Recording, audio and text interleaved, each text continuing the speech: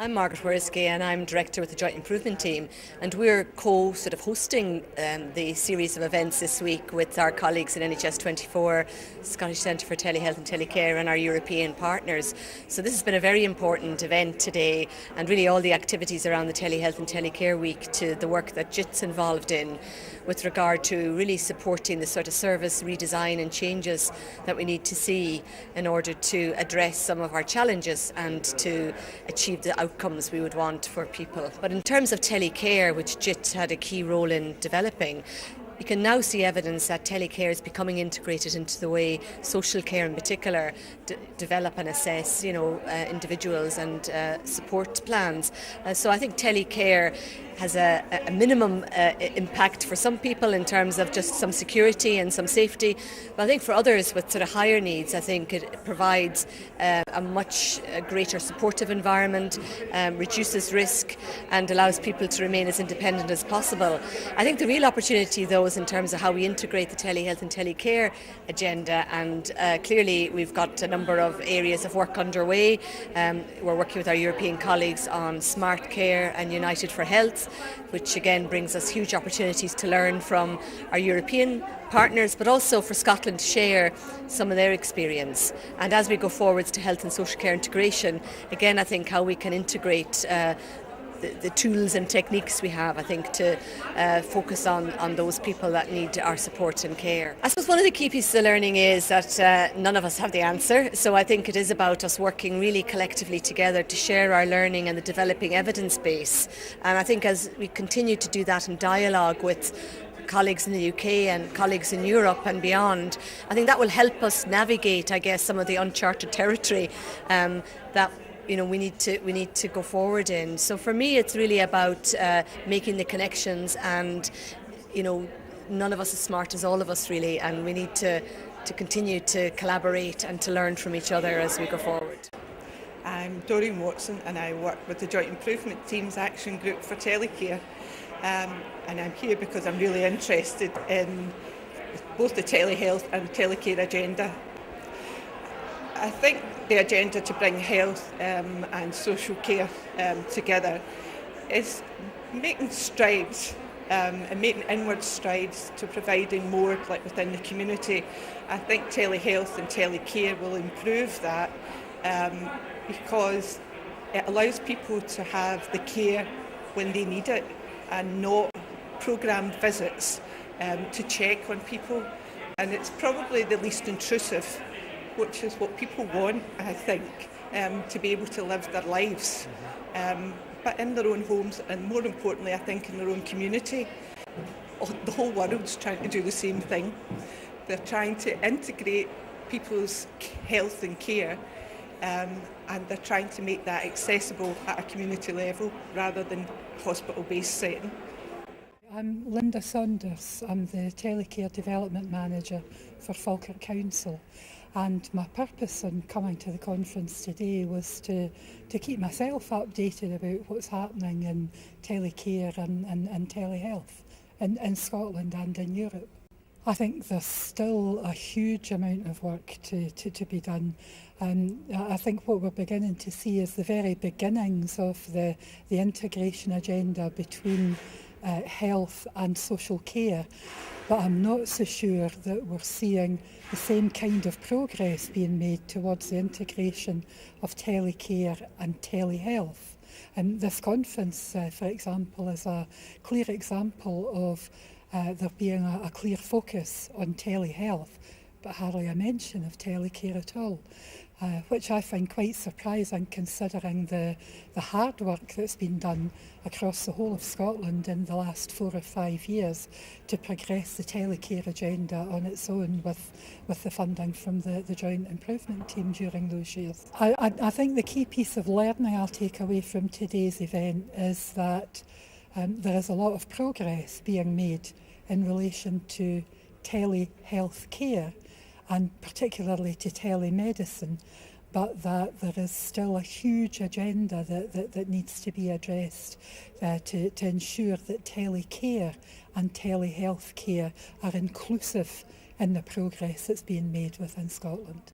My name's Ian Fricker. I'm from the Scottish Social Services Council here in Scotland, and the purpose is that I'm the project lead for an assistive technology project that's a UK-wide funded project. I'm part of workforce development, and the project I'm concerned with is upskilling the generic workforce to become confident and competent, not only understanders of technology but users of technology, because one of the biggest barriers is not the technology in itself but the understanding and appreciation by the kind of generic workforce out there, the social care workforce, who have resisted that kind of learning and tend to take a wide swerve if they're not directly involved with technology. I suppose in the round it's the inevitability of technology becoming a key part of everybody's care in all aspects, and so that the need for upskilling the workforce is even more prevalent, more imperative than maybe 5 or 6 years ago. My name is Alistair Hodgson. I'm from the Joint Improvement Team, which sits across Scottish Government, COSLA and NHS Scotland, along with the third independent and housing sectors. My particular role is I have a policy responsibility for telehealth and telecare. So I think for me personally, this is by far and away the most important conference that I'll attend all year, not just so that I can make sure that the message about what's happening around telehealth and telecare within Scotland actually reaches a wider audience, but also that the people in Scotland can actually understand what's happening elsewhere in Europe and realise that people are facing the exact same barriers, the exact same hurdles, but have the exact same ambitions as we do in Scotland. Well, I think, as you know, I think telecare has been around for a number of years, and social care has been far ahead of healthcare in that regard, of actually utilising technology in people's own homes. So I think now that we're actually bringing social care and health together, it becomes much easier, I think, for the world of telehealth, if you like, to learn from what telecare have already gone through. They've had to go through the exact same barriers about getting professional buy-in about utilising these technologies. Whatever the type of technology is, it still at the end of the day represents a new mode of delivery of services. And I think the fact that they've been doing it for 20 odd years, they know how it's done. They know how to assess people properly and how to actually understand the needs of individuals within their own homes, which I think is a vital lesson that health will be able to learn from their colleagues within social care. So now that you're actually bringing the two together formally under our legislation that we're putting through Parliament, I think it will make the growth of telehealth will be far more rapid, actually, as a result of having that marriage with social care. I think the key piece of learning for me is the fact there is such global enthusiasm and support for this agenda. We're not working in isolation within Scotland. We have the support of multinational companies. We've seen some companies here, likes of Samsung, IBM, the massive companies that are prepared to invest in Scotland. They're prepared to actually look at what Scotland's doing, and the fact that we're integrating health and social care in advance of many countries who are all interested in integrating health and social care. They see Scotland as being very much a pilot country for the whole of Europe, and they see the fact that we're at the vanguard. And I think, to me, the overriding energy in today's conference has been the enthusiasm for all things telehealth, telecare, telemedicine, whatever they want to call it. Sure. I'm Ed Brennan. I am president of a division of Samsung, Samsung's health medical equipment company, which is located in Korea. My company is located in San Diego, California. Samsung sees that consumer electronics are going to become more applicable to people in the home and people managing healthcare in the hospital and in the organized systems. So that means that we should be moving our technology and our concepts into those arenas. And the second reason is we have some particular expertise in both the technology side, but we're developing that expertise in the software and the medical system side.